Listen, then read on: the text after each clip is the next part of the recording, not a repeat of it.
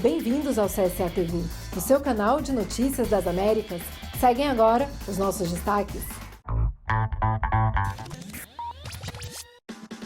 Na América Latina, os jovens foram os mais atingidos pelo desemprego na pandemia de Covid-19.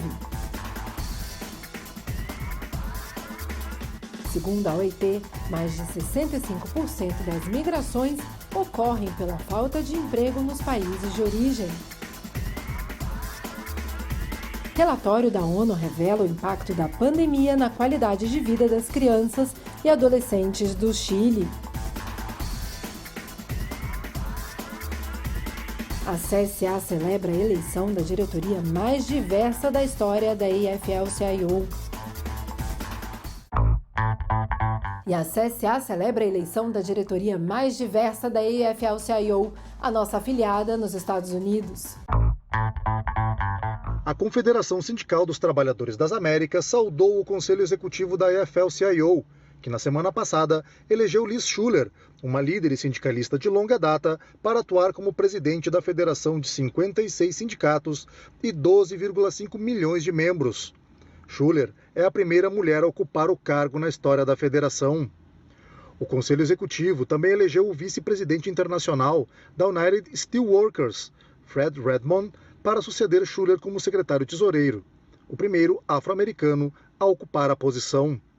Rafael Freire, secretário-geral da CSA, destacou que a eleição de Fred Redmond é motivo de muita alegria, já que Fred Redmond é o atual presidente da CSA. A presença de Fred como secretário-tesoureiro fortalece o movimento operário nos Estados Unidos e nas Américas.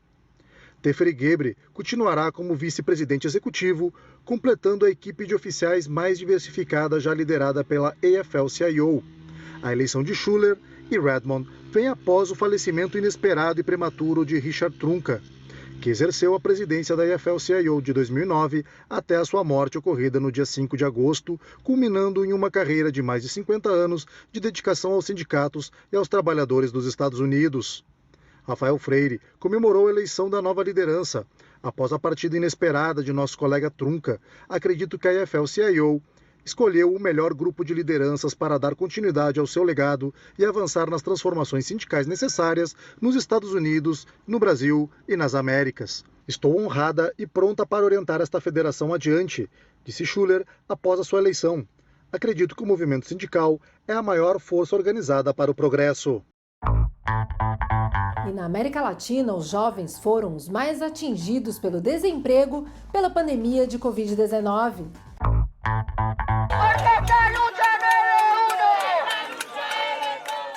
A Organização Internacional do Trabalho tem alertado para a grave situação do trabalho juvenil na América Latina, que atingiu uma taxa de desemprego de 23,8% durante o primeiro trimestre de 2021, mais do que o dobro da taxa geral da região e o nível mais alto desde o início do registro em 2006. A população jovem está entre as mais afetadas com as consequências sociais e econômicas da pandemia na região e enfrentará os efeitos dela nos próximos anos de sua vida laboral, correndo o risco de se tornar uma geração de confinamento, alerta Vinícius Pinheiro, diretor da OIT para a América Latina e Caribe. A OIT aponta que uma das principais razões pelas quais o emprego jovem na região não conseguiu se recuperar é que a pandemia eliminou os estágios, que tradicionalmente eram a ponte entre os programas de educação ou formação e o mercado de trabalho. Os programas de formação para o trabalho, estágio ou serviço social constituem habitualmente a primeira experiência de trabalho para os jovens, o que em muitos casos permite a integração e a experiência necessária para a inserção no mercado de trabalho. E o informe revela o retrocesso do bem-estar de crianças e adolescentes no Chile pela pandemia. O relatório Impactos da Pandemia no Bem-Estar dos Lares de Crianças e Adolescentes no Chile revelou o agravamento de uma série de fatores de risco, especialmente no caso de famílias chefiadas por mulheres e pertencentes a setores de baixa renda. O documento foi elaborado pelo Fundo das Nações Unidas para a Infância, UNICEF, e pela Organização Internacional do Trabalho, assim como pelo Programa das Nações Unidas para o Desenvolvimento, PNUD. De acordo com o relatório, mais de 50% dos domicílios com crianças e adolescentes relataram queda na renda em decorrência da pandemia. Essa redução de renda implicou na contração dos gastos com educação, saúde, alimentação e serviços, afetando diretamente o bem-estar de crianças e adolescentes e suas famílias. 22,5% diminuíram os gastos com educação, 35,5% com saúde e 42,4% com alimentação. Segundo a OIT, 65% das migrações ocorrem pela falta de emprego no país de origem. Mais de 65% da migração no mundo ocorre por situações relacionadas à busca por trabalho. As estratégias para promover a migração segura e enfrentar suas raízes deve ter o povo trabalhador em seu núcleo, diz a Organização Internacional do Trabalho em um comunicado sobre o lançamento de uma série regional de publicações que revelam informações importantes e atualizadas sobre migração laboral e mobilidade.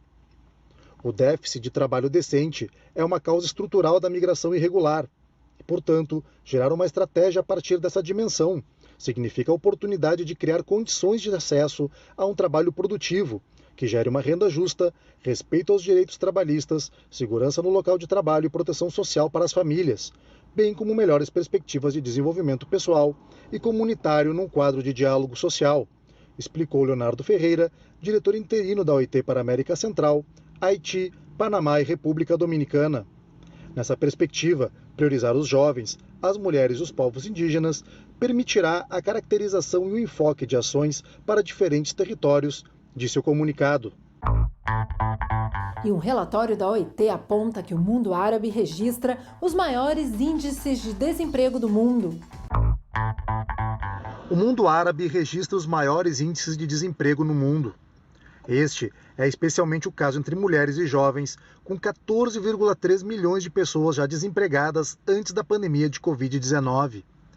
Esta realidade questiona a capacidade dos mercados de trabalho árabes, em particular do setor formal, de gerar empregos equitativos e suficientes, conforme destacado em um relatório publicado pela Comissão Econômica e Social das Nações Unidas para a Ásia Ocidental e o Escritório Regional da Organização Internacional do Trabalho para os Estados Árabes. O relatório, intitulado Rumo a um Caminho Produtivo e Inclusivo, Criação de Empregos na Região Árabe, destaca os altos níveis de emprego informal na região, que representam cerca de 2/3 do emprego total, e que são consequência de mudanças demográficas e instabilidade política e baixos níveis de estabilidade fiscal e monetária. A falta de igualdade de gênero nos mercados de trabalho árabes também foi destacada, ilustrada pela menor participação das mulheres como donas de empresas e os poucos cargos de alta gerência que frequentemente ocupam. E a Unicef alertou que 1 bilhão de crianças vivem em um dos 33 países mais impactados pelas mudanças climáticas no mundo. Essa e outras notícias no próximo bloco.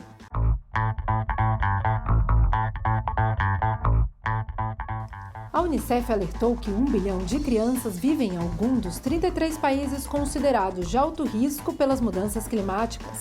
O número representa quase a metade das crianças no mundo.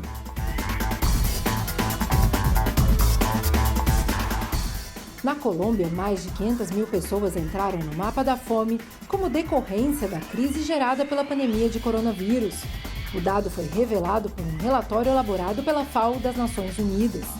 O dado se soma à crescente pobreza e precarização das relações de trabalho no país, o que é denunciado pelas centrais sindicais colombianas.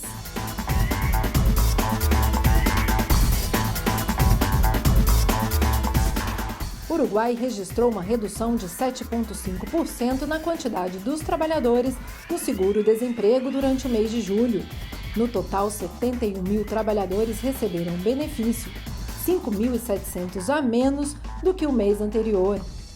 E os secretários da CSA Cícero Pereira, de Educação e Formação Sindical, e Bárbara Figueroa, de Desenvolvimento Sustentável, visitaram as filiadas do Panamá para apresentar o plano estratégico para as centrais panamenhas.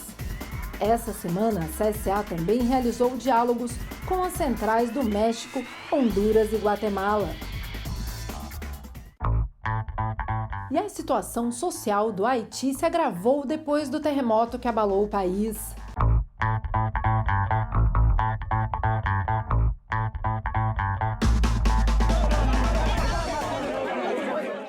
A situação social do Haiti se agravou com o terremoto que atingiu o país. e pelo menos 4 caminhões da ONG internacional Food for the Poor foram saqueados na rodovia Sul, enquanto se preparavam para entregar ajuda às vítimas do terremoto que causou milhares de vítimas e destruição no sudoeste e em outras áreas do Haiti. 2 caminhões foram atacados em frente à delegacia de Dixit e outro em Camperran, perto de Le Caillé, e outro em Rivière-Glacée, disse a informação. Outro caminhão do Programa Alimentar Mundial, que fazia entregas na escola Fred Uni, em Camperran, teve que sair às pressas do complexo quando uma multidão o cercou esperando para receber os alimentos que ainda não haviam sido entregues aos destinatários. A organização afirmou que este ato é entristecedor e pediu às autoridades que garantam a segurança nas estradas utilizadas para entregar socorros aos atingidos pelo terremoto de 7,2 graus na escala Richter. E após 2 semanas, ainda seguem as buscas pelos desaparecidos no Haiti.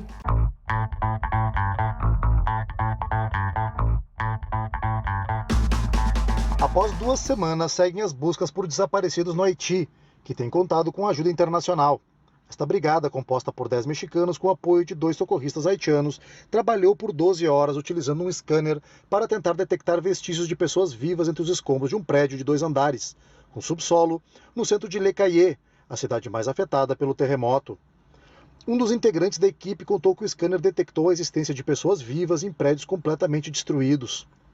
Los Topos são grupos de voluntários mexicanos que foram formados após o terremoto de 1985 no México e desde então participaram de várias operações de resgate no exterior, incluindo o devastador terremoto de janeiro de 2010 no Haiti que matou 300 mil pessoas.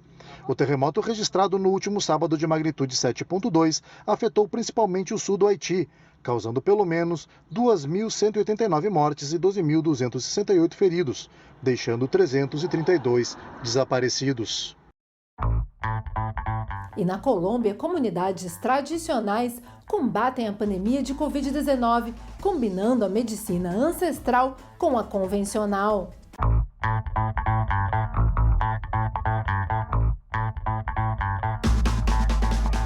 Em Alta Guajira, região mais desértica da Colômbia, o Covid-19 chegou apenas no mês de março deste ano. Mesmo assim, gerou grande preocupação antes da redução do número de contágios. Segundo a autoridade tradicional da comunidade repimana, Maria Cristina Epeiú, recebemos um grande impacto com a verificação dos novos casos de vírus, pois não estávamos preparados. E há pessoas que morreram e até agora não sabemos se as mortes estão relacionadas ao Covid-19. Nesta comunidade de casas de taipa e redes na entrada, o moinho está agora girando novamente, depois que a ONG Oxfam ajudou a substituí-lo em um programa de prevenção ao Covid-19 financiado pela Agência de Cooperação Europeia.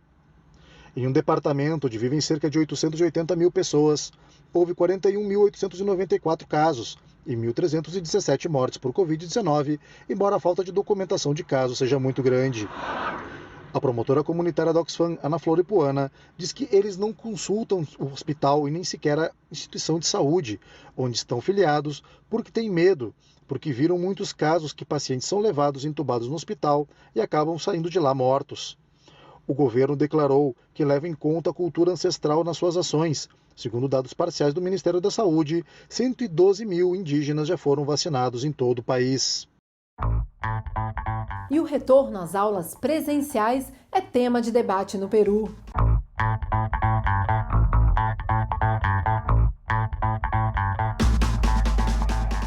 O retorno às aulas presenciais é tema de debate no Peru.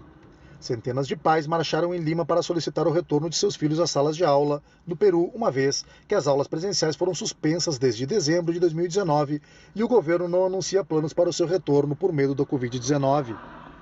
A pandemia de Covid-19 atingiu o Peru em março de 2020, quando o ano letivo estava começando e imediatamente o então presidente Martín Vizcarra ordenou o fechamento de escolas e universidades e a educação à distância foi lançada em todo o país. Mais de 17 meses depois dessa medida, apenas 5.350 escolas iniciaram um nível de presença em áreas rurais, para 220 mil alunos no Peru, de um total de 8 milhões de alunos matriculados em 2019. O fato de o atual presidente peruano Pedro Castillo ser professor de escola rural e ex-dirigente do Sindicato dos Professores gerou expectativas na população sobre as ações que faria em benefício da educação básica e superior no país. A manutenção da educação à distância por meio de plataformas na internet, rádio e televisão tem gerado críticas pelas complicações de segui-las por motivos econômicos ou falta de conexão em áreas remotas, como a Amazônia ou os Andes. E os grafites de artistas retratam os protestos das cidades colombianas.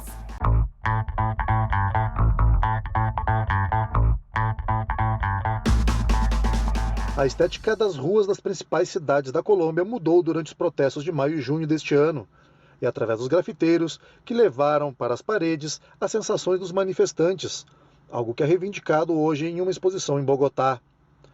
A imagem de um punho levantado, acompanhada pelo texto Fuerza Pueblo, sobressai na Galeria Beta, uma das duas sedes da Más que Calle, uma exposição com obras de mais de 30 artistas que extrai o grafite do seu habitat natural.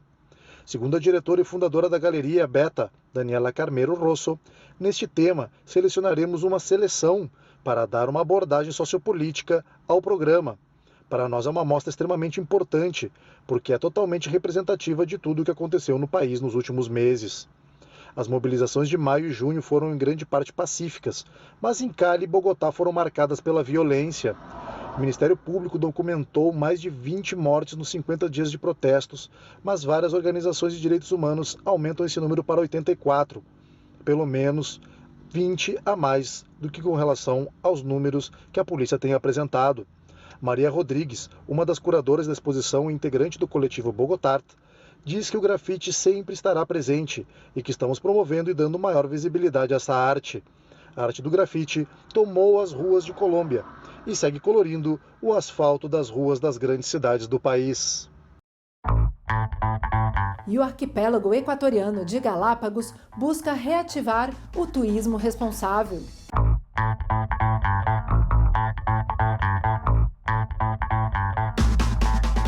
O exclusivo arquipélago equatoriano de Galápagos tenta recuperar seu principal motor econômico, o turismo, entre o ataque do coronavírus e suas severas medidas para evitar menor contaminação ambiental. O mais recente golpe foi a detecção de 3 casos da variante Delta do coronavírus, o que tem levado as autoridades a exigirem novamente, a partir da próxima sexta-feira, que quem pretenda entrar nas ilhas deve apresentar o teste de PCR negativo e o certificado de vacinação com a programação completa. O turismo é a principal fonte de renda dos cerca de 33 mil habitantes de Galápagos.